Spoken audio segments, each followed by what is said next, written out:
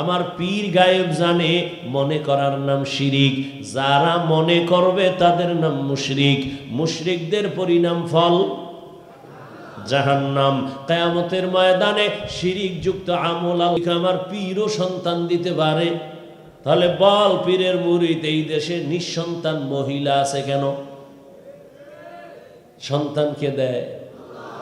তুমি তো সাইনবোর্ড লাগাইছো, ছেলে হোক মেয়ে হোক দুটোর বেশি নয়, একটা হলে ভালো হয়, না হইলে আরো ভালো হয়।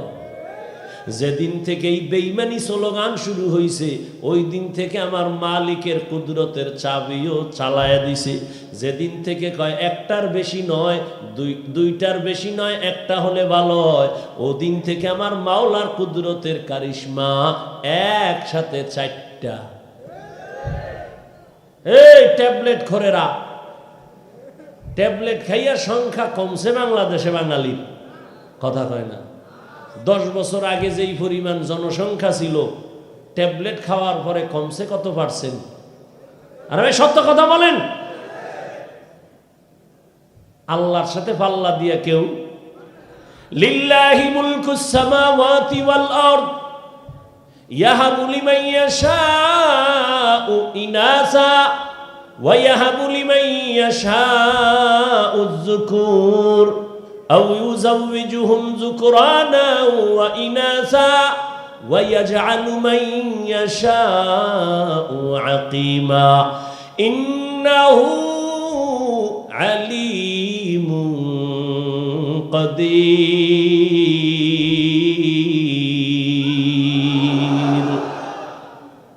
আল্লাহ বলেন, আমার হাতে সব ক্ষমতা, আসমানের ক্ষমতা আমার, জমিনের ক্ষমতা আমার কুদরতে। আমি চাইলে কাউকে ছেলে দেই, কাউকে মেয়ে দেই, কাউকে দুটোটা দেই, কাউকে কোনোটাই দেই না। ক্ষমতা কার? ছেলে সন্তান বাড়লে সমস্যা দুইটা, কি থাকবে কই, খাবে কি?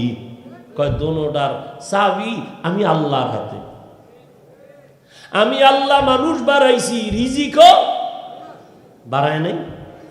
এই মুরব্বীরা, আগে 1% জায়গায় যেই পরিমাণ ধান হইতো, এখন কম না বেশি? কে বাড়াইছে? সরকার। আগে 10টা পেয়ারা খাইলে টের পাইতাম না কি খাইছি, আর এমন বড় বড় পেয়ারা আল্লাহ বানাইছেন, একটাও একজনে খাওয়া যায় না।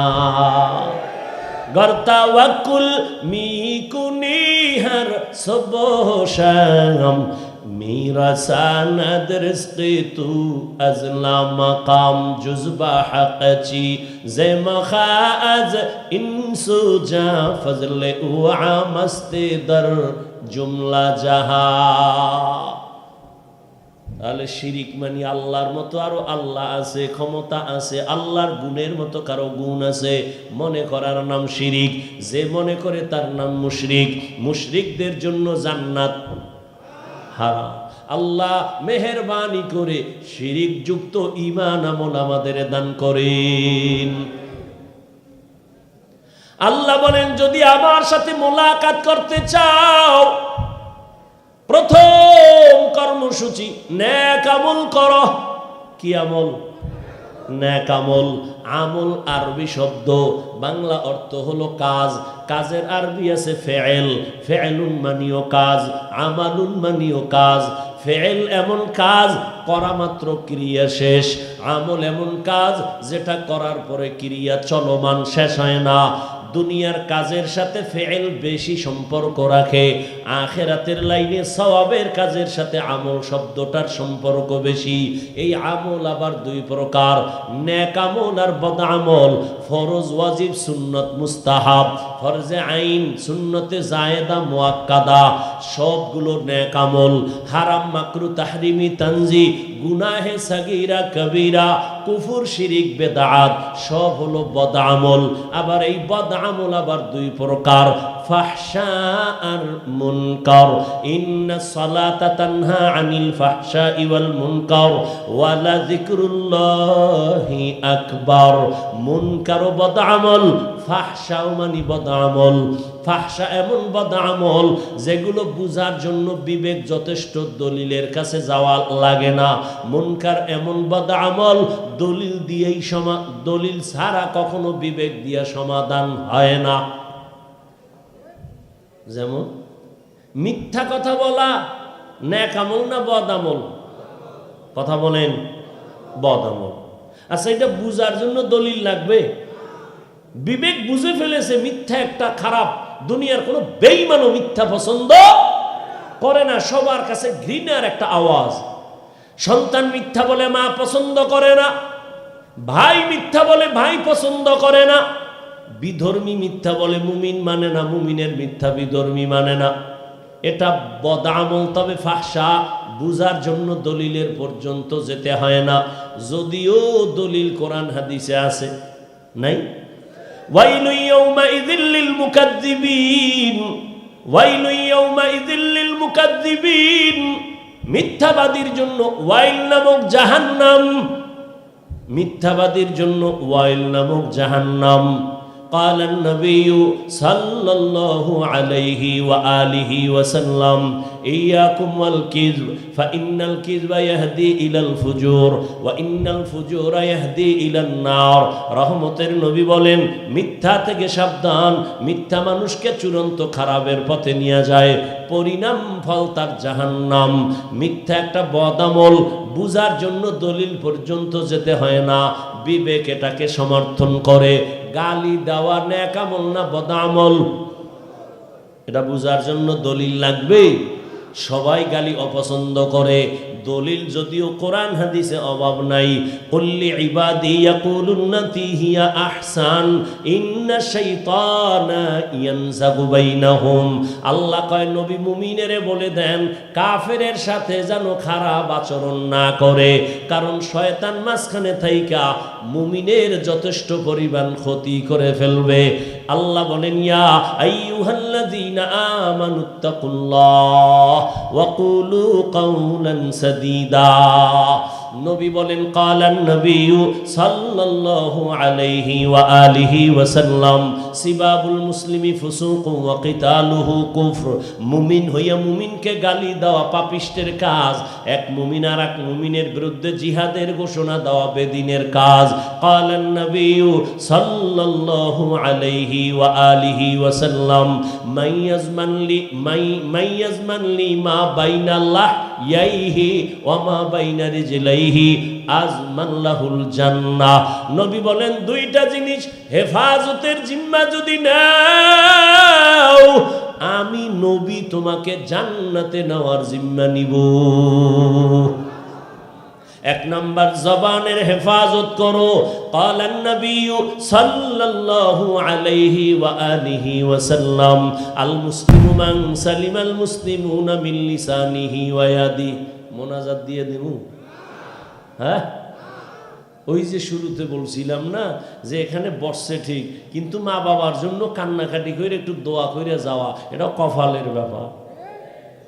কপাল।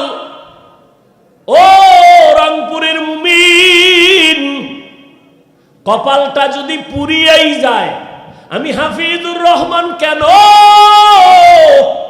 মক্কা মদিনার ইমাম কেন, স্বয়ং রসুলও যদি বয়ান দেয় কপালে কালেমা আসে না।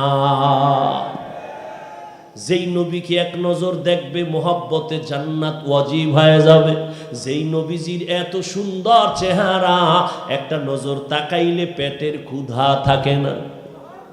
সেই নবীকে একদিন আর দুদিন না, 13টা বছর সামনে বসে দেখলো, নবীর মজার মজার বয়ান শুনলো, কিন্তু জীবনেও কালেমা পড়লো না। এমন নিকৃষ্ট বেঈমানের নাম জানেননি? এর নাম কি? এর নাম কফাল। 13 বছর নবীরে দেখলো, বয়ান শুনলো, কালেমা পড়ে না। আর অন্যদিকে 27 বছরের যুবক তরবারি নিয়ে দৌড়ায় নবীকে জবাই করবে। নবীর সামনে যাইয়া চেহারা মুবারক দেখা তরবারিটা ফালা, এখন পয়গম্বর আমার কল্লা কেটে দেন, তবে আগে কালেমা রশি আমার গলায় লাগায় দেন। এর নাম কফাল। এর নাম কি? 13 বছর নবীর বয়ান শুইনাও হেদায়াতে আসে না, আর নবীরে জবাই করতে যায় 27 বছরের যুবক কালেমার রশি গলায় লাগাইছে। এর নাম কি? কফাল। জিন্দেগি মে বন্দগি তু কর নহি, জিন্দেগি মে বন্দগি তু কর নহি, জিন্দেগি বে বন্দগি শर्मिंदा है, जिंदगी बे बंदगी शर्मिंदा है।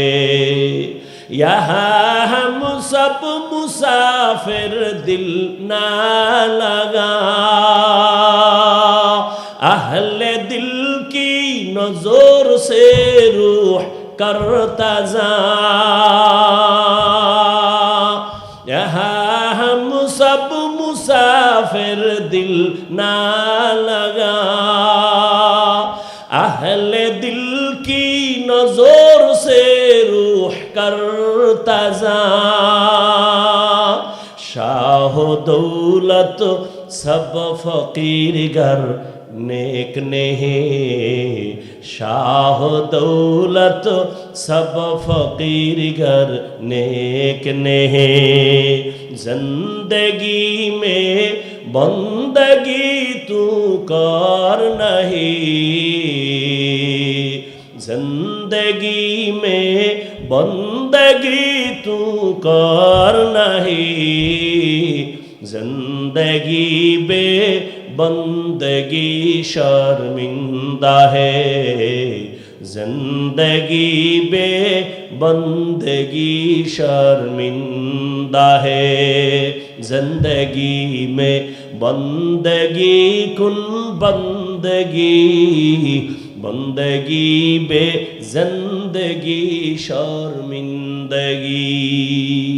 কিছুক্ষণ থাকবেন তো ইনশাআল্লাহ, দোয়া কইরা যাবেন তো ইনশাআল্লাহ, আল্লাহ কবুল করেন।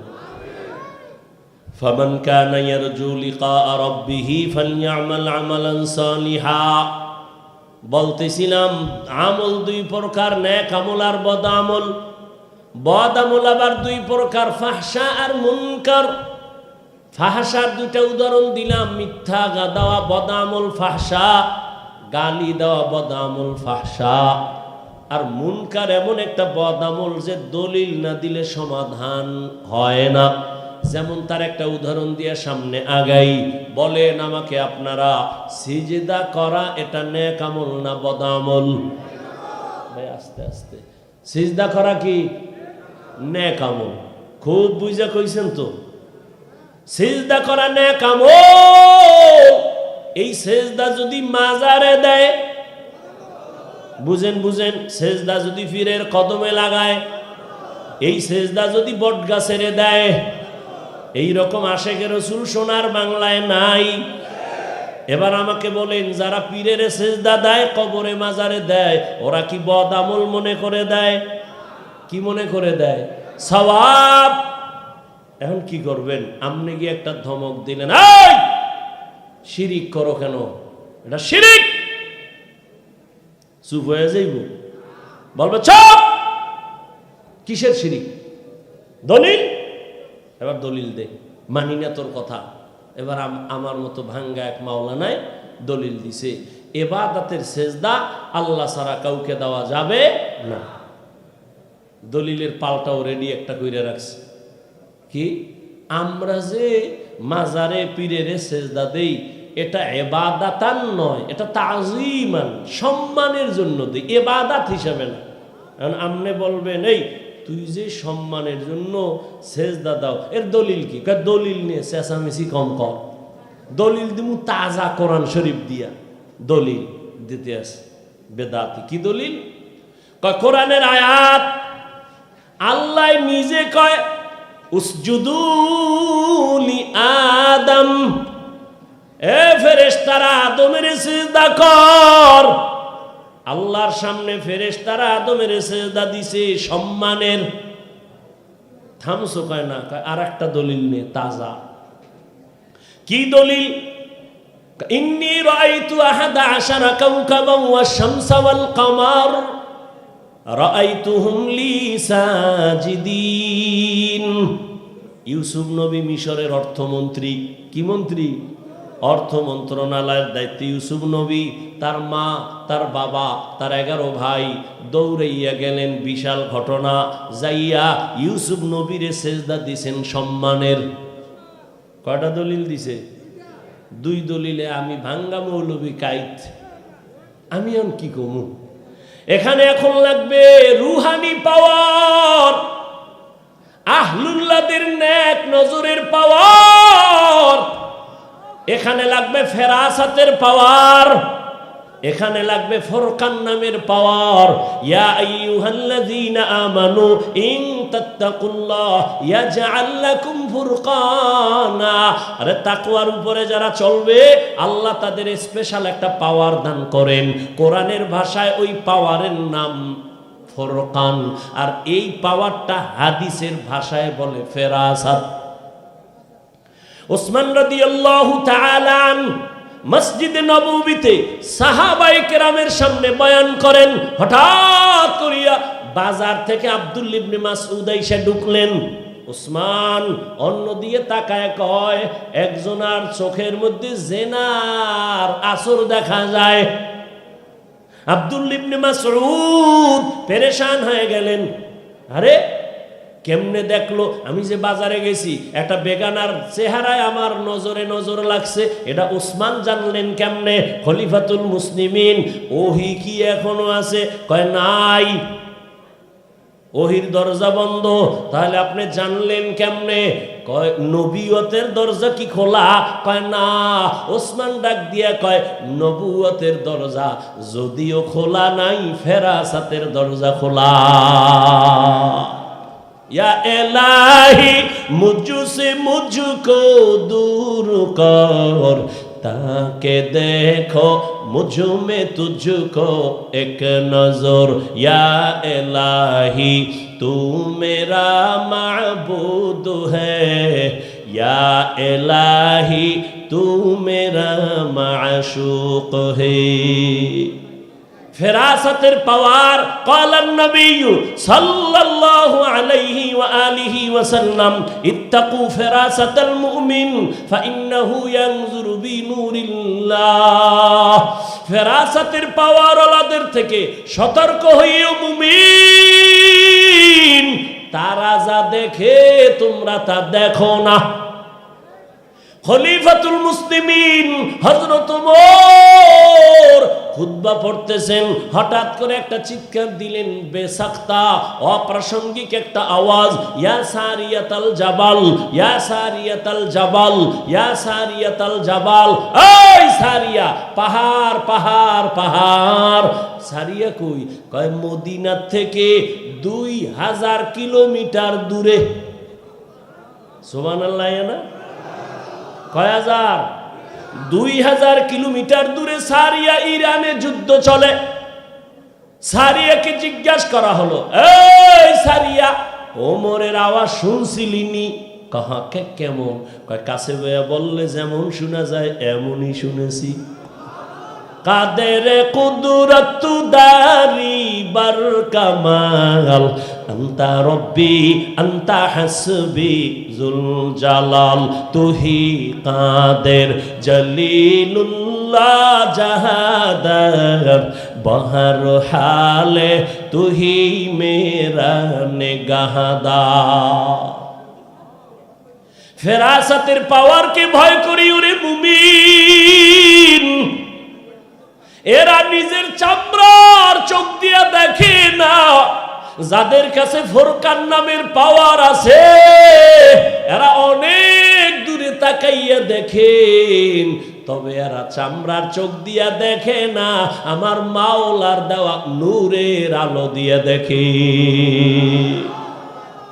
আল্লাহর দেওয়া নূরের আলো দিয়ে তারা দেখে। এরে নবীর উম্মতের দল, এ কথা বুঝবে কে? বুঝারও মানুষ নাই। যদি থাকতো, ওই যে আল্লাহর বান্দা কথায় তো কথা টানে, রহমতের নবীর উপরে কোরআন নাজিল শুরু 40 বছরের পর না আগে? এ জবাব দেন।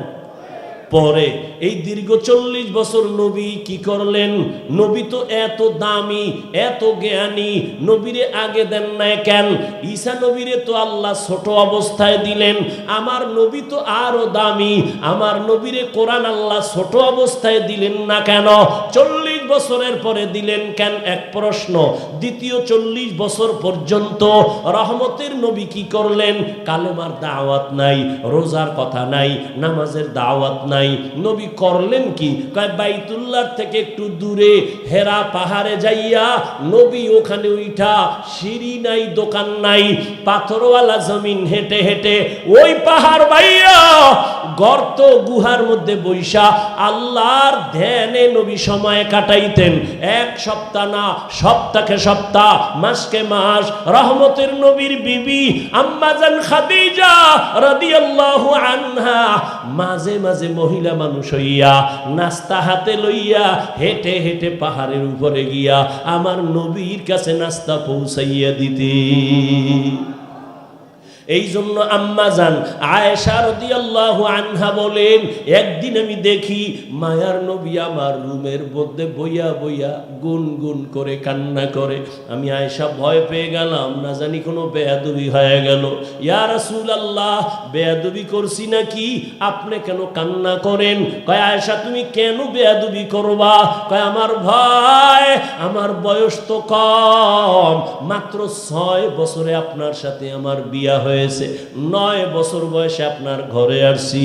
ও নবী গো, আমার ভয় লাগে বেয়াদবি হইল নি? কয় না আয়েশা, বেয়াদবি হয় নাই। তো কেন কাঁদেন? মায়ার নবী বলে, রে আয়েশা, মাঝে মাঝে আমার খাদিজার কথা যদি মনে পড়ে আমি চোখের পানি ধরে রাখতে পারি না, কারণ তুমি আমার সুখের দিনের বিবি। খাদিজা আমার দুঃখের সময়ের বিবি। যেই সময় মক্কায় আমার চারদিকে দুশমন আমারে মারার জন্য চতুর্দিক থেকে আক্রমণ,